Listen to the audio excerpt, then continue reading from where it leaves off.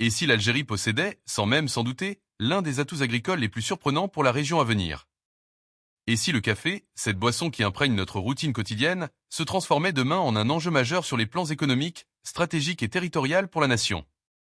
À première vue, cette notion semble presque farfelue.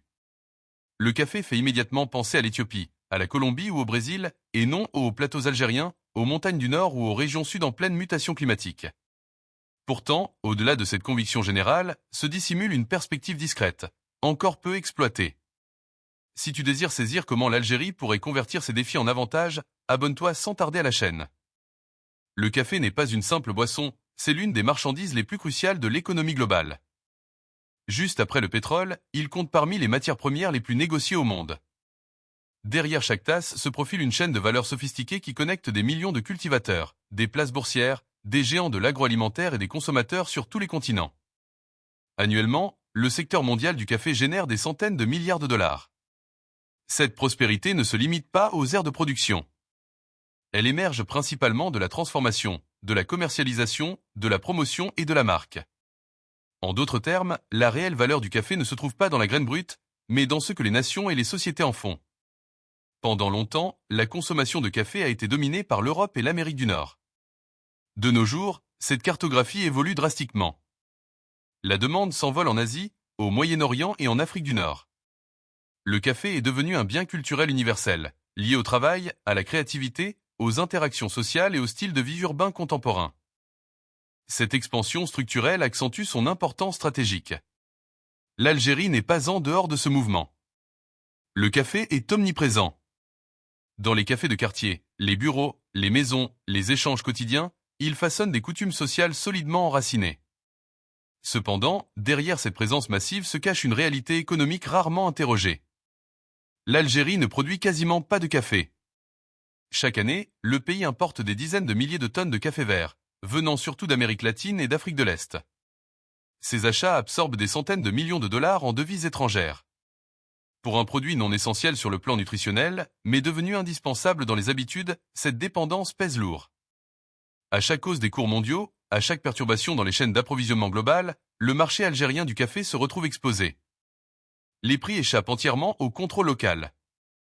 Ils sont tributaires des aléas climatiques à l'autre extrémité de la planète, des spéculations financières et des choix des pays exportateurs. Ce bilan met en lumière une vulnérabilité profonde. Dans un cadre où l'Algérie vise à diminuer ses importations, à consolider sa souveraineté économique et à varier ses sources de revenus, le café représente un exemple marquant d'une dépendance tenace.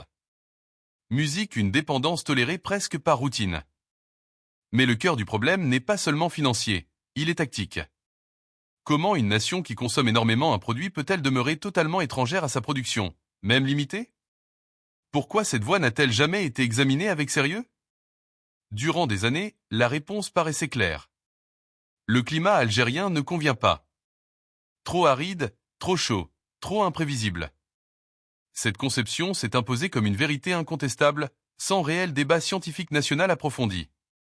Pourtant, cette perspective repose sur une interprétation simpliste du territoire.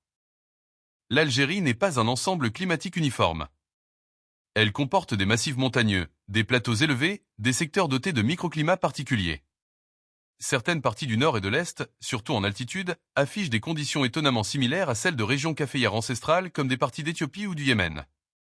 Ces zones partagent des traits communs, relief escarpé, variations en musique thermique modérée, sols riches en minéraux et une agriculture traditionnellement adaptée à des milieux ardus. Ce rapprochement vaut la peine d'être exploré. Le réchauffement climatique, ironiquement, rebattre les cartes. Tandis que certaines cultures classiques pâtissent d'un manque d'eau croissant, de nouvelles possibilités agricoles émergent ailleurs. Des territoires jadis vus comme périphériques deviennent exploitables grâce à l'adaptation des variétés, à une gestion astucieuse de l'eau et aux avancées agronomiques. Dans ce scénario, la thématique du café gagne une nouvelle profondeur. Il ne s'agit plus de viser une production massive dès le départ. Il s'agit d'essayer, d'expérimenter, de repérer des niches climatiques prometteuses, d'examiner ce potentiel subtil, longtemps négligé, car au-delà du café se profile bien plus qu'une boisson. Se profile une réflexion essentielle sur la capacité de l'Algérie à convertir un article de consommation courante en atout stratégique, à évoluer d'un rôle d'importateur passif à celui d'innovateur actif, même à modeste échelle. C'est exactement ici que surgit la question fondamentale. Et si le café n'était pas une chimère agricole mais l'indicateur d'un virage paradigmatique plus vaste? Durant des décennies, la culture du café a été captive d'une géographie statique. Certaines latitudes, certaines élévations, certains pays. Cette vision appartient au passé. L'agriculture contemporaine ne suit plus seulement les règles de la nature, mais la capacité humaine à s'adapter, à innover et à dominer la technologie. Aujourd'hui, le café n'est plus exclusivement planté dans ces zones traditionnelles. La recherche agronomique a révolutionné la branche. De nouvelles souches ont été conçues pour tolérer des températures plus hautes, des sécheresses prolongées et des sols moins humides. Ces souches sont déjà mises à l'épreuve dans diverses régions du globe affrontant des défis similaires à ceux de l'Algérie. En parallèle, les méthodes agricoles ont progressé. L'agriculture de précision permet d'optimiser chaque lopin via des capteurs d'humidité, la cartographie des sols et la gestion digitale de l'arrosage. Chaque goutte d'eau est gérée. Le goutte-à-goutte intelligent, allié à des systèmes de captage et de recyclage, diminue radicalement la consommation en eau. Dans un pays où l'eau est une ressource vitale, cet aspect est primordial. L'agroforesterie offre aussi des horizons majeurs. Planter le café sous un couvert végétal crée des microclimats naturels. L'ombre réduit l'évaporation, préserve les sols, stabilise les températures et booste la biodiversité. Ce modèle, déjà appliqué dans plusieurs nations émergentes, s'ajuste particulièrement aux zones de transition climatique comme les hauts plateaux algériens. Un autre outil clé, l'agriculture sous serre ou semi-contrôlée. En régulant l'ensoleillement, l'humidité et la température, il devient faisable de reproduire des conditions propices à la pousse du café, même dans des milieux considérés hostiles. Cette méthode ne cible pas la production en vrac, mais des outputs ciblés, qualitatifs, à haute valeur ajoutée. Ce basculement de paradigme est essentiel. La question n'est plus « le climat algérien convient-il au café ?» La véritable interrogation devient « quelle région, quelle variété et quelle technologie assure une production viable et astucieuse ?» Dans cette optique, l'expérimentation acquiert une pleine signification. Démarrer des initiatives pilotes à petite échelle permettrait de tester sans danger. Évaluer les rendements, examiner les dépenses, affiner les approches. C'est de cette façon que se bâtissent les filières pérennes. L'Algérie bénéficie d'un autre avantage souvent minimisé, son capital humain. Ingénieurs agronomes, scientifiques, start-up agricoles, institutions académiques. En fusionnant expertise scientifique, innovation locale et outils modernes, le pays pourrait acclimater le café à ses propres contextes au lieu de les endurer des autres. Le café cesserait d'être une importation imposée pour devenir une culture expérimentale stratégique, un emblème d'une agriculture algérienne qui n'imite plus mais qui crée. Visualise, le café en Algérie prend du sens uniquement si l'on pense en chaîne complète. Cultiver la graine n'est qu'un début. La vraie valeur émerge bien après la moisson, dans la transformation, le contrôle de la qualité et l'édification d'une identité commerciale solide. Aujourd'hui, le marché global du café est contrôlé non par les nations qui en produisent le plus, mais par celles qui dominent la chaîne de valeur. La torréfaction, l'emballage, le branding et la diffusion captent la majeure partie des profits. Trop fréquemment, les pays producteurs se limitent à exporter du café vert à bas prix, abandonnant la richesse ultime à autrui. L'Algérie, si elle s'engageait, aurait intérêt à esquiver ce piège. Une filière café locale bien conçue permettrait d'abord de baisser graduellement les importations. Même une production restreinte, axée sur des niches premium, pourrait alléger la balance des paiements. Mais l'enjeu dépasse cela. Il s'agit de forger un produit à forte valeur ajoutée, capable de s'affirmer par son unicité plutôt que par sa masse. Sur le plan territorial, l'effet pourrait être déterminant. Les hauts plateaux et certaines zones en mutation climatique pourraient héberger des projets pilotes à haute densité de main-d'œuvre qualifiée.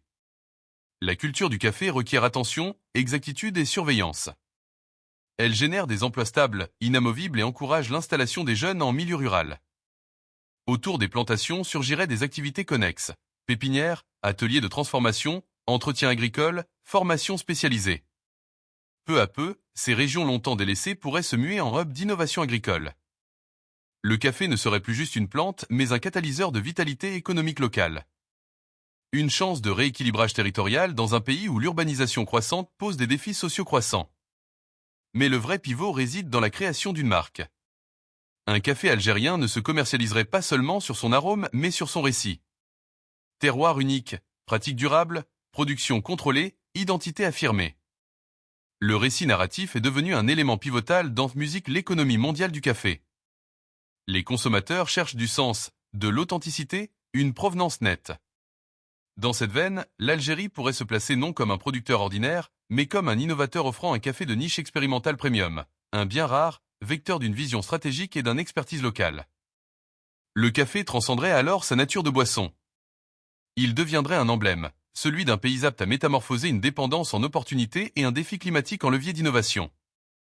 Le café en Algérie n'est plus une idée périphérique ni un pur exercice théorique. C'est une voie stratégique qui questionne notre modèle agricole, notre relance aux importations et notre aptitude à convertir des contraintes climatiques en atouts économiques. Derrière ces cultures se tapit un potentiel de diversification, d'innovation territoriale et de génération de valeurs locales. Rien n'est encore décidé, mais une certitude persiste. Le débat mérite d'être lancé avec sérieux, méthode, sans préjugés. Si ce genre d'analyse te captive, abonne-toi tout de suite, active les notifications et poste un commentaire. Crois-tu que l'Algérie puisse vraiment cultiver son propre café? Je consulte tous vos retours. On se dit à la prochaine vidéo.